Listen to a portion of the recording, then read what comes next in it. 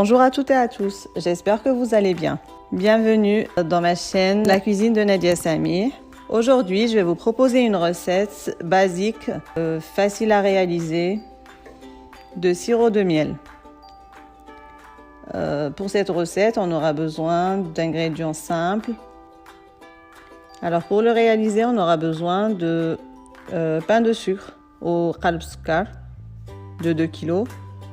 À remplacer si vous n'avez pas de sucre semoule ou sucre en morceaux. Un demi-citron sans pépins, des bâtonnets de cannelle, de la badiane ou de l'anis étoilé et de la gomme pure ou le mscal hurra. Après, que ce soit la cannelle, la badiane ou la gomme pure, ça reste facultatif. On peut très bien s'en passer. Le miel nécessite principalement le sucre et le citron. Donc si on a juste du sucre et du citron, on peut très bien réaliser notre sirop de miel et c'est amplement suffisant. Pour rajouter du goût, on peut mettre 2 bâtonnets de cannelle.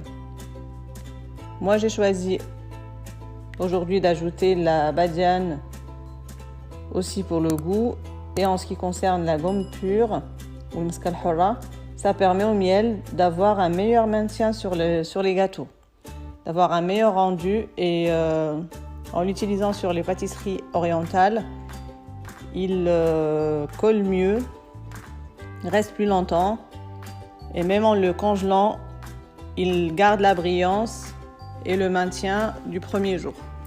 Alors on commence par mettre le sucre dans une cocotte minute, les 2 kg de sucre.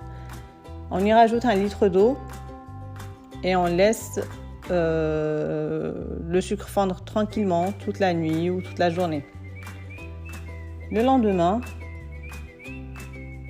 on mélange le sucre qui serait collé sur le fond, comme vous voyez.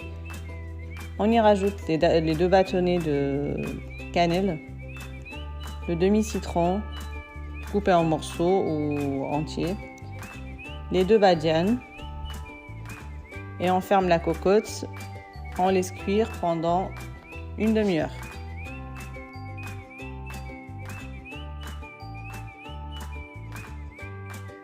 Alors les 30 minutes passées, on vérifie toujours la cuisson. Moi je vois que c'est pas assez, et pour être sûr, pour avoir le cœur net, on va récupérer une cuillère qu'on dispose dans une assiette, et avec les 2 doigts, on vient prélever un peu de miel et on regarde si ça colle. Donc là, pour moi, il n'est pas tout à fait prêt. Donc je referme la cocotte et je le laisse cuire encore un petit peu. Cette fois-ci, je vois que c'est bon. Alors le citron prend sa couleur doré, miel foncé, alors que la première fois, il était jaune. Donc on récupère les citrons, les badianes, la cannelle, et on le laisse une nuit entière. Et voici le résultat final. Et il est tout à fait prêt à l'emploi. Et donc si vous voulez l'utiliser pour vos pâtisseries, là ces textures c'est parfait. Par contre, si vous voulez le faire accompagner tous les jours sur votre table avec du baghrir, du msemen, il faut l'alléger un petit peu. Il ne faut pas aller plus loin dans la cuisson, le laisser un peu plus léger. Et voilà, j'espère de tout cœur que cette recette vous plaira, que vous serez nombreuses et nombreux à l'essayer et à l'utiliser. Je vous remercie d'avoir suivi ma vidéo. Je vous invite à liker si jamais vous aimez, à partager avec vos amis et votre famille, et puis à me laisser des commentaires pour m'aider à m'améliorer. Merci beaucoup en tout cas, et à bientôt dans une nouvelle recette.